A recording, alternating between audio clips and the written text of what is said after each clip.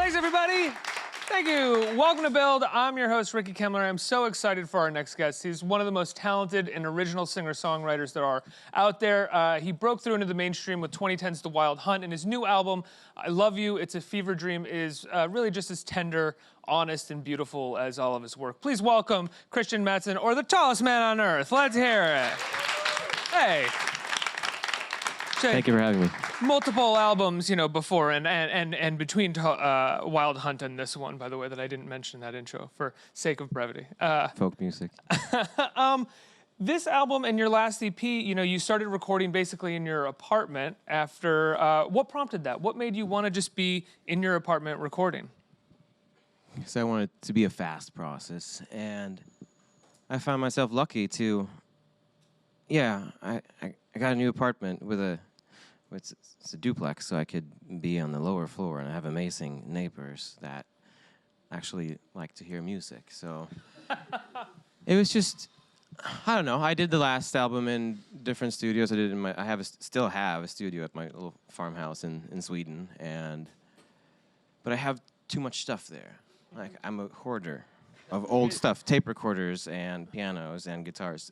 In my apartment, I don't have as many things. So it's just like it's a simpler setup, and I wanted to go back to just like record guitars and vocals at the same time, just like do 3 takes, and then it's there. Because I kind of went a little crazy on the last album, where it's like 48 vocal takes. Is it a means for you to not procrastinate and to not go wild and to just have a very direct connection to like the first idea that you have when it comes to a song? Yes, but that won't happen. But it's like, that's the first. The hope. That's the aim, yeah. But then I will try a different. So even on this, on this album, I try to make it easy. But I'm still working on like, I don't know, 30 songs and jumping between them, which one I was gonna do. But it just recording like that, just doing the main take, the guitar and the vocals at the same time. Then the song is there.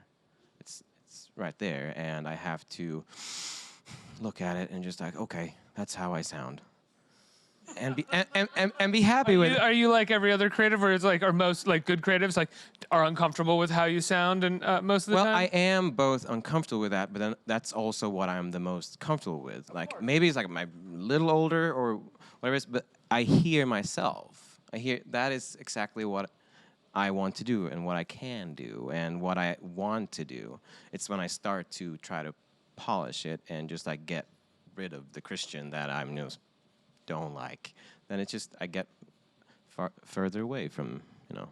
Where does a song begin for you? How does it normally start, and what is your process to kind of catch a song and follow through on it until the end? It starts with noodling.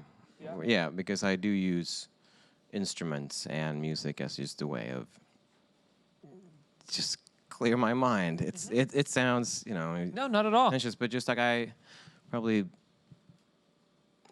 you know, I bug the crap out of people around me, but it's just like if there's something around me that I can play a little on while we're talking, then I grab it and I noodle, and all of a sudden, like, whoa, what's going on here? And that's a new song. And then, do you find that you come across new ideas more when you're just sort of noodling for fun, or when you actually sit down and say, I have to write some music, I have to come up with some ideas? Oh, that doesn't work. That doesn't work? No. Right. So you have to be kind of just messing around and you'll find something? Yeah, it's just about, I have to trick myself into not thinking that I'm writing a song, and then it's there. I've been doing this with this kind of music for 12 years now, so it's been going, and like there was like one when I did There's No Leaving Now, 2013 or whatever that came out. Then what led to that album was me doing a 30-second song every day, because I found myself at a place where I couldn't write songs, so I just forced myself to write a really short song every day, and I just had to do it, even if it was bad. But I just had to hand that in to myself. It was the teacher. Well, no, that makes sense. I mean, Yeah. like writers of all different kinds do that all the time, just to keep being productive and to keep finding ways to. And all of the songs have in that ideas. album are from that process. So like that worked. Then I've tried it later, but then I've learned how to cheat that teacher, so I don't do it every day. But It just, yeah, it's different. But most of the time, it's just kind of, it's from just playing music all the time. What's the scariest part of writing a song for you? Facing myself and just like facing like what you, because I have been telling like it should become easier. You've done this for so long now, but it doesn't really become easier to write a song. I still don't know where they come from. Right, they're good ones.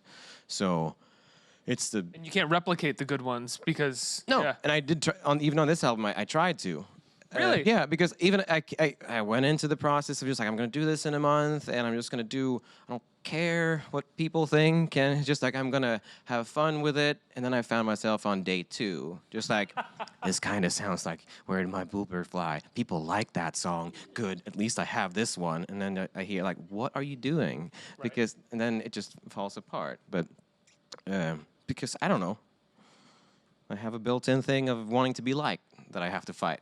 Well, it's also so easy to go after, to attack an idea from the macro perspective, right? I'm just going to do this thing. And then as soon as you get in the weeds, you're fucking lost. Yeah, You don't have no idea what to do at that point.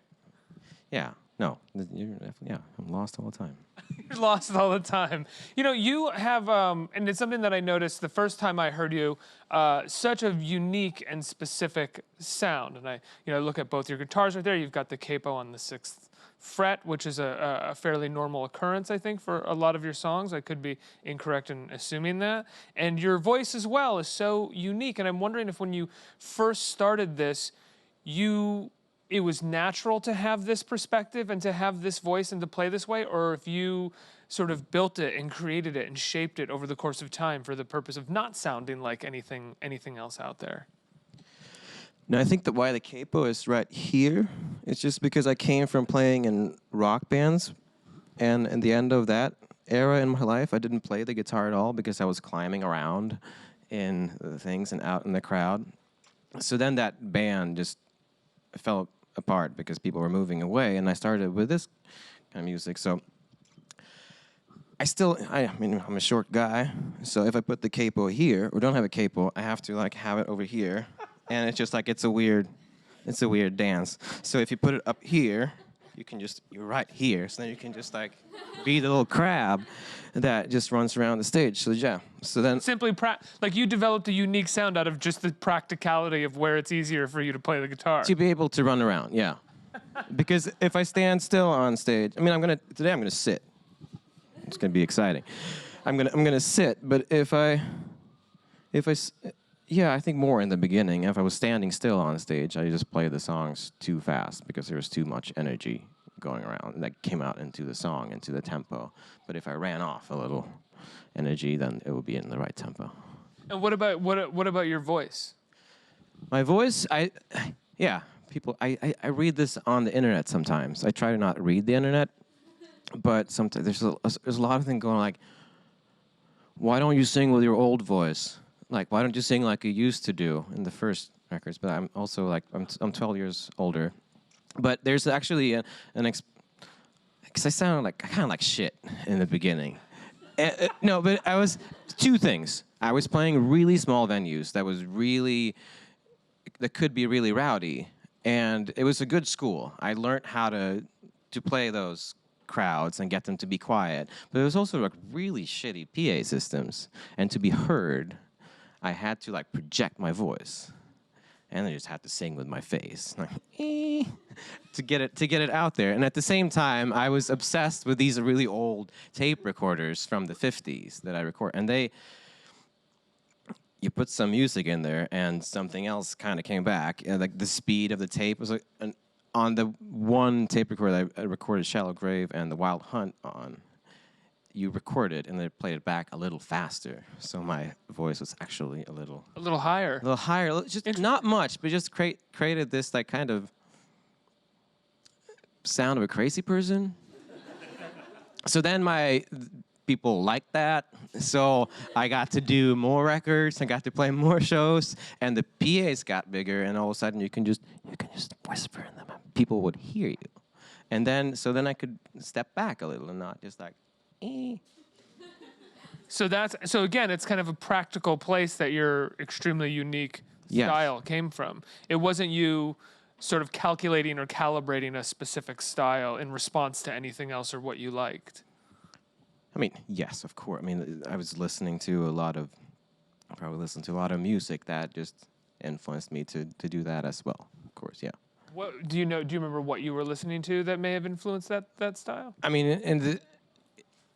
in the beginning, like, when I got into like really playing the banjo, and I was deep into like Appalachian folk music, and I love this guy called Roscoe Holcomb, and it's just I don't know, that sound of his voice is just crazy, and you could probably hear it across the whole mountain range.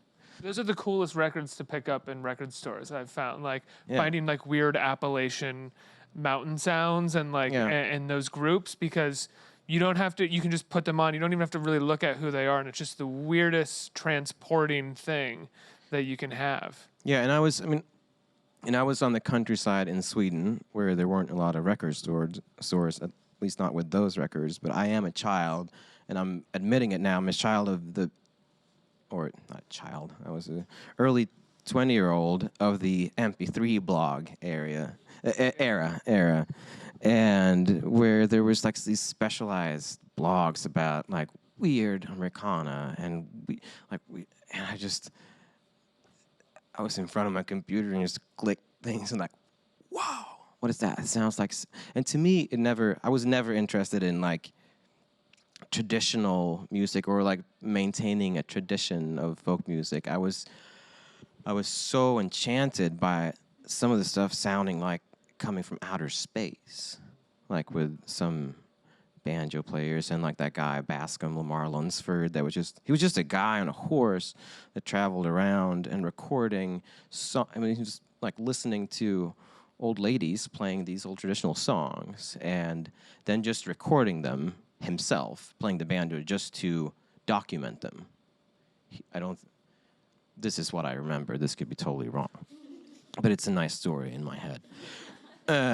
So he just recorded as this document of this song, but those recordings, those field recordings, sounds amazing to me. So, yeah, long answer. Good answer, But though. yeah, but all that stuff was just like, it was just like boiling in me as this amazing inspiration, and then like, and I felt a comfort in that because I have,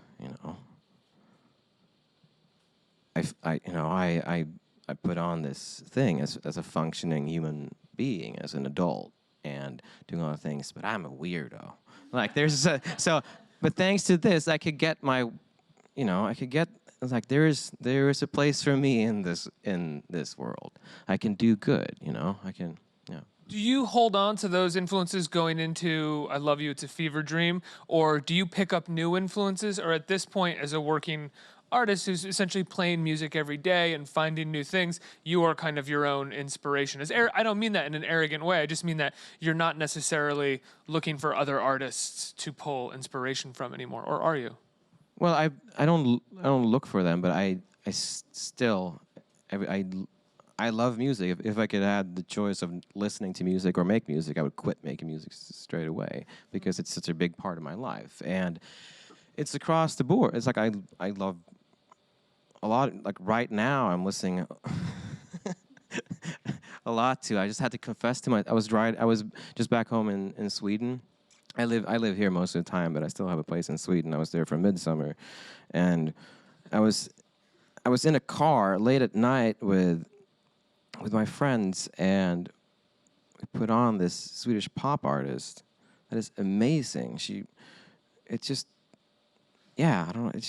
Veronica Maggio. It's just fantastic pop music, and so I've been kind of listening to that the last week, and I love the pop heritage of Sweden. Well, yeah, for my money, Sweden's always had kind of the best pop producers, or at least in the last like 20 or so years. Yeah. The pop that's come out of there has been the most innovative and interesting in a lot of ways. Yeah, and a lot of good melodies and just a lot of good arpeggios. Robin, it's just so yeah. Yes, no, I am not my own inspiration. God, no. It's just I apologize for no, phrasing it that way. no, it's still. But I have to say, like everything's like in stuff is, influences are in they go in these weird cycles. Like I was obsessed with playing the banjo and playing really a lot of acoustic guitar early on, and it disappears. And we just heard the Dreamer here from 2010, where I played electric guitars on the songs, and then on this album it ended up there's no electric guitars on the album, and I started to play the banjo again. Now I play the banjo live, and the banjo might fall away again. It's just so right now I just love Bascom Lamar Lunsford again. I listen to that next to Veronica Maggio. What was the hardest song to write for you on the I Love You, It's a Fever Dream? What took the longest? Was the sort of hardest to really figure out? Wow. Well, none of them that ended up on the album were particularly. They weren't the ones that were hard. I just left them. No, I think no, lyrically, I think it was the title track, I Love You. It's a fever dream, and it's still super vague.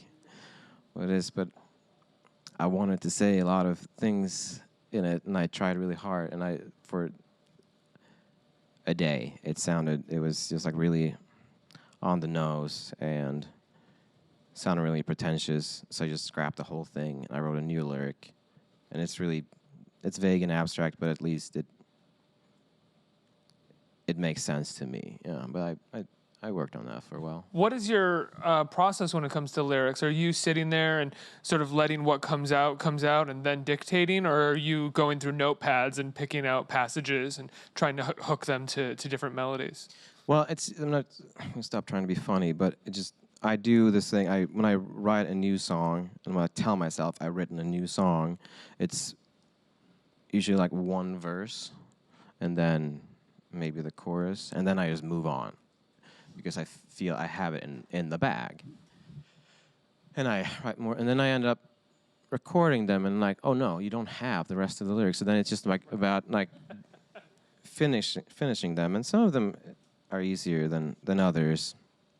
And I go through notes I have, and sometimes I take the lyric from one song, and like I take that first verse I did in another song, and I steal that, and I dump that song, the musical song, and I just put it in there. And on this album, I did think I went, because I did most of this album myself. I was alone. When I did the only instrument I don't play are the horns, which is C.J. Carmeri, who's my friend and an amazing horn player who lives here in Manhattan. But he was busy, so he didn't have time to come out to the apartment, so I just emailed him the tracks, and he recorded in this apartment, and he sent it back. So I didn't meet him until after So I was alone a lot of it. I was just like working, but then sometimes I went out to these like dinners by myself, mostly to Bar Bruno in a Mexican place and I sat down and I listened to people talk, and I stole things what they were saying. Really? Yeah, because when you listen to people, like you just hear things out of context. But absolutely, yeah. Especially for song lyrics, because you're hearing phrases and passages, and they're kind of abstract, but you can apply them to a meaning within a song that is not necessarily head on or direct. That's so smart. So some songs are like it becomes like a hunt for just lines, and sometimes I find them in my brain, and sometimes I find them in notebooks and at Bar Bruno. Now, you seem like a fairly funny, well-adjusted, like fun guy in a lot of ways, and I think so. I mean, and defense mechanism. And you, but I don't want to say but your music, but your songs, you write sad songs, for lack of a better way to put it, sad, beautiful songs, and I'm wondering if that for you is the catharsis, and that you're actually not that way in your day-to-day life. Like I think someone could assume based off of the music that you're a sad guy. Yeah, but like if you know, if you, oh my God, I don't want to make it sound like I'm actually really sad, but but if you meet someone that has been, you know, this is not about me. This is about, if I, and I haven't. I mean, I'm a white man from a privileged country, so I haven't really gone through bad things. But if you meet someone that, I don't know, I believe someone has, if someone has gone through stuff and they can joke about it, they can be fun, then I believe them more, because you want to, you know, you don't want to be in that state. And like, gallows humor is something that I love, and I remember playing in Belfast in Northern Ireland early on, and just like, they were the funniest people, you know, but going through a lot of, it's just like they didn't have people that, you know, didn't have a lot of money and were struggling a lot, but they were really funny. And that I'm not saying that I. No, I got you. No, but yeah, I don't take people like if I. Have you ever wondered where to stand on stage and just like sing sad songs and just like, look at me, I'm. No, I sing. I don't think you necessarily do that as a performer, No, though. There's a lot more life in what you do. No, I feel it's for me. It's easier to write about sad things, Yeah. and I justify it with like a lot of. So I write about like breakups or heartbreaks, and like, I don't think I've gone through more than many of you guys. It's just that is what I chose to write about, because I feel this is something that we can connect over. And like, when, you know, if I have a hard time, I go to music a lot of the times, and it just it makes me daydream again. And so I think early on I wanted to, like, I can have that job to just, you know, to make stuff that people can, maybe like one day I'll write that good song that people can, you know, daydream about things when, you know, things are hard, you know. Did you ever analyze or wonder sort of where that impulse came from to sing about those particular songs, or tell those kinds of stories? Sometimes I've been thinking about, and I so in Sweden, where I'm from, our folk music is pretty. Some of it is minor key, pretty sad. And I was like, the lullabies that my parents sang. Some, like, I play them now on the piano. I'm like, wow, this is just dark stuff. And we have, I think that I come from that. There's also something that is hard for me to explain, that I feel that I have a lot in my music, but it's hard. It's a word in Swedish. It's called vemod. Vemod. Vemod, yeah. Which kind of means some kind of beautiful sadness, some kind of hopeful sadness. It's like it's sadness and happiness happening at the same time in a way, and I feel that is a big part of our psyche, our culture and art. It used to be. No, it's the same. Yeah, I hear that in Swedish House Mafia. I hear that, and it's just.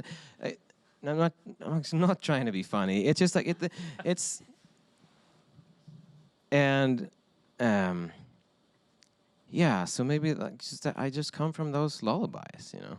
I think beautiful sadness, though, or hopeful sadness, as you just said, is like a great description for your great work as well.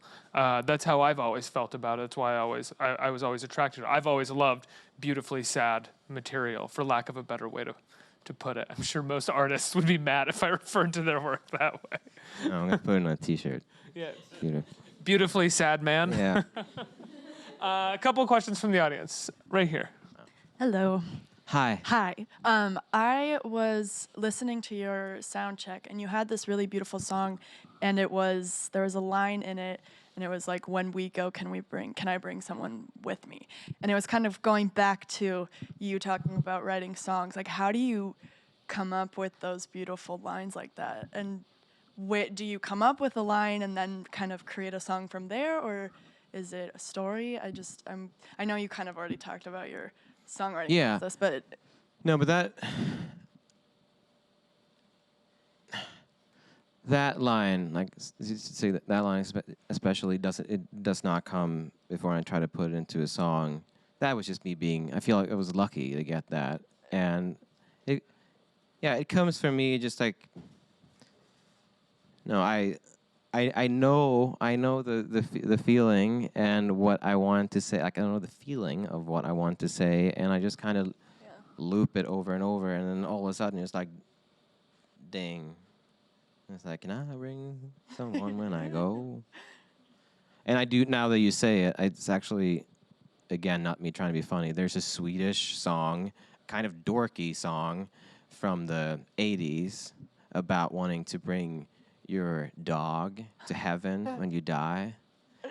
And it's kind of similar. There's a children's song about wanting to bring your dog to heaven when you die? It's a grown-up song. Oh, okay. Om man tar med sig hunden in I himlen. Yeah. Can I bring my dog into heaven? Yeah. So I think, now that you say it, thank you so much for that question. Yeah.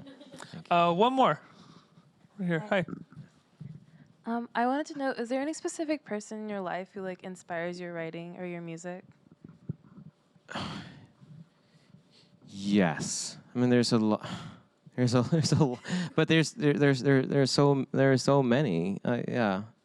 There are a lot of musicians. There's also my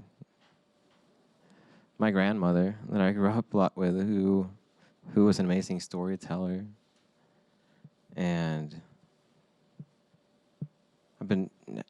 there's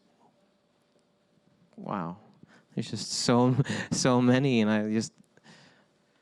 it's more like I could watch a movie, get really and wanting to go and to write something, even though it has nothing to do with the movie. But people that, but then I want to say, living here, like moving here to New York, because I am in Sweden, we're really timid and we're like really good at standing in line. And if someone cuts the line, we don't really say anything. We just have our fists in our pocket. And we don't really interact as much as I would.